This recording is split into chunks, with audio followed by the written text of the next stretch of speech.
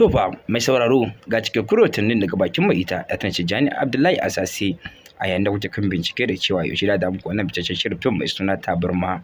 To ya tabbata gaskiya ce Jani Abdullahi Asase yana ci gaba da jawo hankalin dukkanin manema shirin fim nan da cewa da ci gaba da haskaka muku shi a wannan YouTube channel mai suna Tabarma Film. Duba da kun sani ana sake muku shi a wannan YouTube channel mai suna Jani Asase. To gaskiya YouTube din ya dan samu matsala. To duba da hakan dai shi yasa Tabarma Film da ku ci gaba da samun sa a wannan tasha mai suna Tabarma Film. Duba da kan mai kallo da kuma mai sauraro kada ka sake a baka labari a gaskiya wannan film mai suna Tabarma a yanzu fa da ku kalle shi fiye ma da yadda kuke kallo da duba da dai gaskiya Tijjani Abdullahi Asase